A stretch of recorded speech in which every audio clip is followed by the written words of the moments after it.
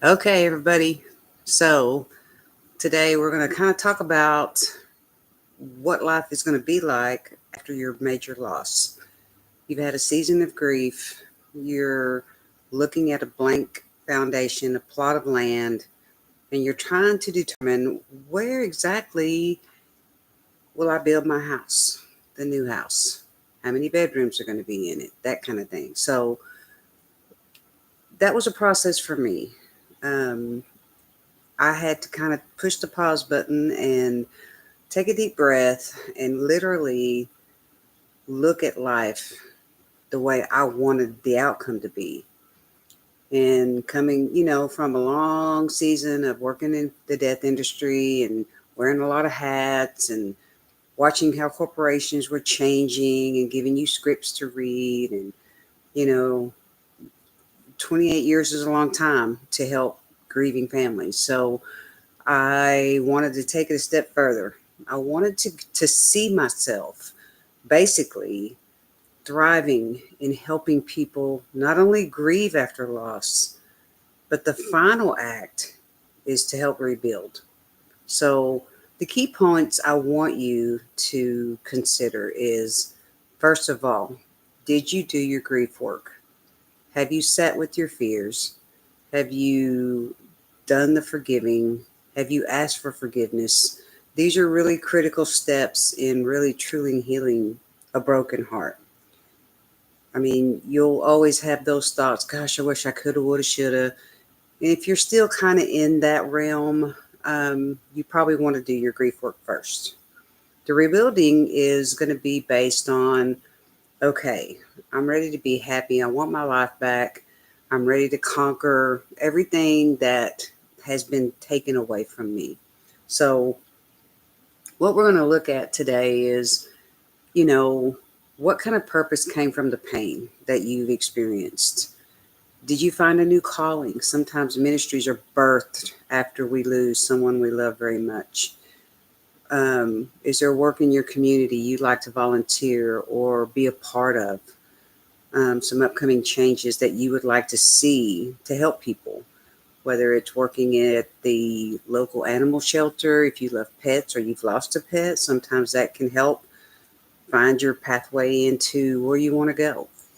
But you have to really get a vision for where you're headed and what is the landscape going to be like after you begin to build the rebuild process of you know the restoration. God has a way of showing us, but we got a little gut thing that we have to pay attention to. So when you listen to your gut feelings and you're headed the wrong way and you're going to do it your way instead of his way, he'll take his hands off. He did me and say, okay, you go for it, girl. And, I'm running down the field with the ball in my hand and I fumble. And it's like, okay, here you go. Here's the ball. Let's go back to the coach. But I find it very powerful to create like vision boards. I find it very powerful to create journals, to write down my ideals and to capture, some visions that are going off in my own head so that I can look at life and say, okay, well, here's what I want. I've asked the question, if money wasn't an option, what would you do? If you can make a difference in somebody's life, what would that feel like? Um, if you see somebody headed down the wrong path in their grief journey, is it your place to say, hey, man, you're doing this wrong? It's really not my place. But I've seen a lot of people on the grief journey end up in addictions and affairs and just a whole lot of, there's bad pathways to grief. And that's one of the avoidance you want to not turn to. So um, we will be able to continue to ask those hard questions. So let's ask them. I'm not sure who you lost or what you lost. Okay. But again, number one, grieve it. You've lost it. You have to grieve it before you can rebuild it. Because a lot of times what we do, we take the hurts and the traumas of loss over a whole lifetime and we pull that big train load of hurt into what we're trying to build. Does that make sense? It did for me. And I had to unpack a lot of fear, a lot of guilt, a lot of shame, a lot of regrets. And it's okay to go through those boxes that you have stacked up somewhere, probably up here. So um, there, there are steps to take. And like I say, I can help you. I guarantee you I can help you with your grief journey. But I'm better equipped now because I've rebuilt my own life. I'm running a successful coaching practice. I've got people calling and saying, I think I did my grief work, but maybe I didn't. So we have a consultation that we sit down and we talk and we find out where you are. And that's part of what Grief Incorporated is here to serve, my community and the world if it needs it. But I want you to sit and think and write down, did you do your grief work?